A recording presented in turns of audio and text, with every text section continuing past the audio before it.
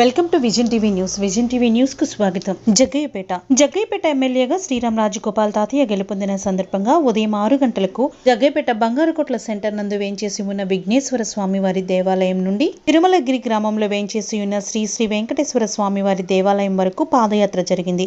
ఈ కార్యక్రమంలో ముఖ్యంగా జగ్గయ్యపేట నియోజకవర్గ కూటమి ఎమ్మెల్యే శ్రీరామ్ రాజగోపాల్ తాతయ్య సతీమణి శ్రీరామ్ శ్రీదేవి, శ్రీరామ్ శ్రీవల్లి, శ్రీరామ్ విహార్ పాల్గొన్నారు. ఈ కార్యక్రమంలో నియోజకవర్గ తెలుగు మహిళలు, కూటమి కుటుంబ సభ్యులు, ఎన్టీఆర్ జిల్లా ఆర్యవైశ్యుల నాయకులు తుమ్మేపల్లి చిన్న, గడ్డం సురేష్, గేళ్ల వెంకటేశ్వరరావు, బండారు రవికుమార్, గన్నవరపు శ్రీనివాసరావు, పేరూరి ఆనంద్, శ్రీరామ్ లాల్, చౌడవరపు సుధీర్ ఈ పాదయాత్ర కార్యక్రమంలో పాల్గొని విజయవంతం చేశారు.